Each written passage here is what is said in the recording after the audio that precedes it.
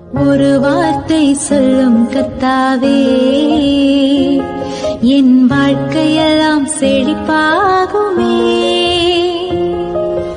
ஒரு வார்த்தை சொல்லும் கர்த்தாவே, என் வாழ்க்கையெல்லாம் செழிப்பாகுமே. ஆண்டவராகிய இயேசு கிறிஸ்துவின் இனிதான நாமத்திலே ஒரு வார்த்தை சொல்லும் கர்த்தாவே என்ற தியான நிகழ்ச்சிக்கு உங்களை அன்புடன் வரவேற்கிறோம். கர்த்தர் கிருபையாய் தந்த இந்த நல்ல நாளிலும் மீண்டும் உங்களை கர்த்தருடைய வார்த்தை மூலம் சந்திப்பதிலே மிக்க மகிழ்ச்சி அடைகிறோம்.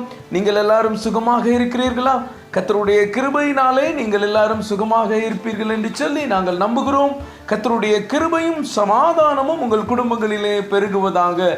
நேற்றைய தினத்திலே கேள்வி நேரத்தில் கலந்து கொண்டு பதில்களை அனுப்பி கொடுத்த அனைத்து கர்த்தருடைய பிள்ளைகளையும் இயேசு கிறிஸ்துவின் நாமத்திலே வாழ்த்துகிறோம். கர்த்தர் உங்களை ஆசீர்வதிப்பாராக.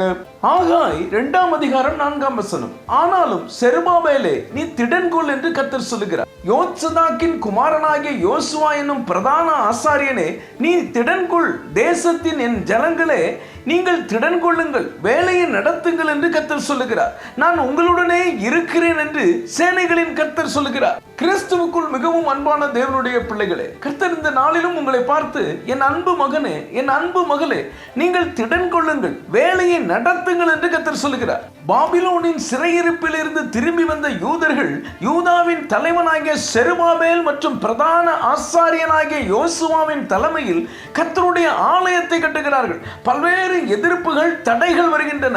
இதனால் சோர்ந்து போய் உட்கார்ந்து விடுகிறார்கள்.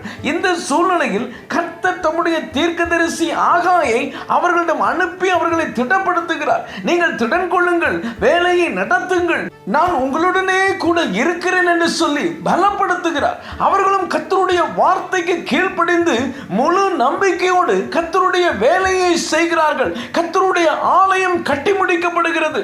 என கண்பான தேவனுடைய பிள்ளைகளே, கர்த்தருடைய ஊழியத்தை செய்து கொண்டிருக்கும் கர்த்தருடைய ஊழியக்காரர்களே, உங்களுடைய ஊழியத்தில் தடைகள், எதிர்ப்புகள், பிரச்சனைகள் வந்தவுடன் சோர்ந்து போய் உட்கார்ந்து விட்டீர்களோ, ஊழியம் செய்வதை விட்டு விட்டீர்களோ, அதுபோல சொந்த வீடு கட்டும் கனவோடு கட்ட ஆரம்பித்த உங்கள் வீடு பாதையில் நின்று விட்டதோ, இனி பணத்திற்கு என்ன செய்வதென்று தெரியாமல் விழி பிதுங்கி நிற்கிறீர்களோ, நன்றாக லாபத்தோடு ஓடிக்கொண்டிருந்த வியாபாரம் திடீரென்று நஷ்டம் ஏற்பட்டு கடையை இழுத்து மூடும் நிலைமைக்கு வந்துவிட்டதோ, இப்படி இனி அவ்வளவுதான், வாழ்க்கையே முடிந்து விட்டதென்று சோர்ந்து போய் உட்கார்ந்திருக்கிற உங்களை பார்த்து கர்த்தர் நீங்கள் திடன் கொள்ளுங்கள், வேலையை நடத்துங்கள், நான் உங்களுடனே இருக்கிறேன் என்று சொல்லுகிறார். எத்தனை பேர் இந்த வார்த்தையை விசுவாசிக்கிறீர்கள்? விசுவாசிக்கிறவர்கள் ஆமென் என்று சொல்லுங்கள். ஏசாயா 40ஆம் அதிகாரம் 29ஆம் வசனம் எப்படியாக சொல்கிறது?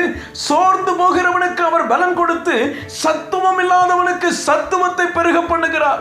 ஆம் கர்த்தருடைய பிள்ளைகளே, சோர்ந்து போய் இருக்கிற உங்களுக்கு கர்த்தர் பலம் தருகிறார். நீங்கள் தைரியமாய் தொடர்ந்து வேலை செய்யுங்கள். கர்த்தர் உங்கள் காரியத்தை வாய்க்க பண்ணுவார். உங்கள் வாழ்க்கை மறுபடியும் கட்டப்படும். உங்கள் ஊழியம் மறுபடியும் சிறந்திருக்கும். உங்கள் வியாபாரம் செழித்திருக்கும். உங்கள் குடும்பம் ஆசீர்வதிக்கப்படும். 1 ராஜாக்கள் 19ஆம் அதிகாரம் 8ஆம் வசனத்தை நாம் வாசிப்போம். அப்பொழுது அவன் எழுந்திருந்து புசித்து குடித்து அந்த போஜனத்தின் பலத்தினால் 40 நாள் இரவு பகல் ஓரேப் என்னும் தேவனுடைய பர்வதம் மட்டும் நடந்து போனான். மிகவும் வல்லமையான தீர்க்கதரிசி எலியா சோர்ந்து போய் ஒரு சூறை செடியின் கீழ் படுத்து உறங்குகிறான்.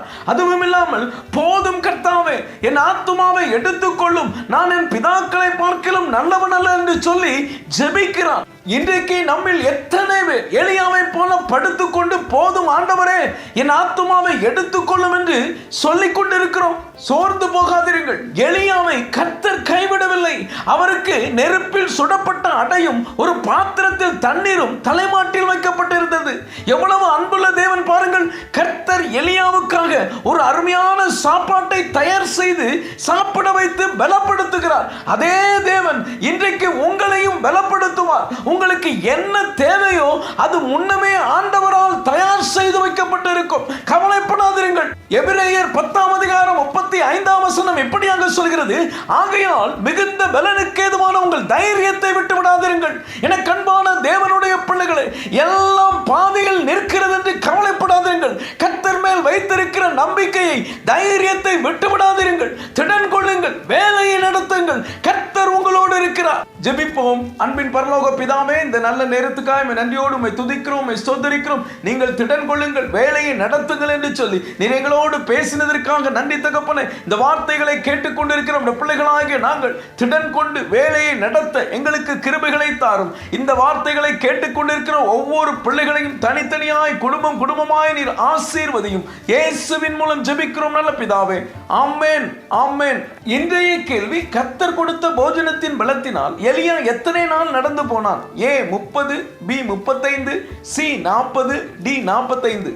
இந்த கர்த்தருடைய வார்த்தை உங்களுக்கு ஆசீர்வாதமாக இருந்திருக்கும். ஏன்னா தயவு செய்து லைக் பண்ணுங்கள். உடைய நண்பர்களுக்கும் உறவினர்களுக்கும் வாட்ஸ்அப்பில் இருக்கிற அனைத்து குழுக்களுக்கும் அனுப்பி கொடுங்கள். தொடர்ந்து நம்முடைய மிஷனரிமார்களுக்காக ஜெபித்துக் கொள்ளுங்கள். கர்த்தர் உங்களையும் உங்கள் குடும்பத்தின் பிள்ளைகளையும் ஆசீர்வதிப்பாராக.